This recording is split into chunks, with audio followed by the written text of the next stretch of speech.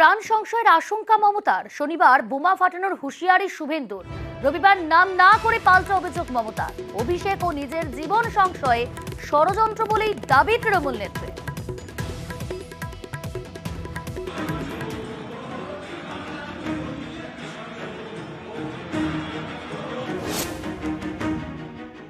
এই যে বোমা ফাটানোর কথা বলছে না, আমিও টার্গেট, অভিষেকও টার্গেট।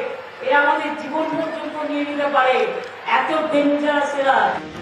শনিবার রতুয়ায় প্রচারে গিয়ে বিরোধী দলনেতা শুভেন্দু অধিকারীর মুখে হুঁশিয়ারি। আপনারা দেখবেন, আমি বলবো না বিস্তারিত, আগামী সপ্তাহের শুরুতে এমন একটা বোম পড়বে, তৃণমূল বেসামাল হয়ে যাবে।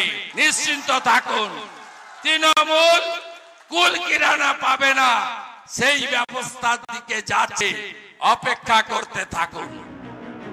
এবার সেই বোমা প্রসঙ্গে বিস্ফোরক তৃণমূল নেত্রী। প্রাণ সংশয়ের অভিযোগ করলেন মমতা বন্দ্যোপাধ্যায়। এই যে বোমা ফাটানোর কথা বলছে না, আমিও টার্গেট, অভিষেকও টার্গেট। এরা আমাদের জীবন পর্যন্ত নিয়ে নিতে পারে, এত ডেঞ্জারাস এরা। এই রয়েছে চক্রান্ত, এই চক্রান্ত ভেঙে দেবই আমরা। বক্তারা যখন বলছেন বোমা ফাটাবো, আমি বলি আগে একটা কালী পটকা ফাটা।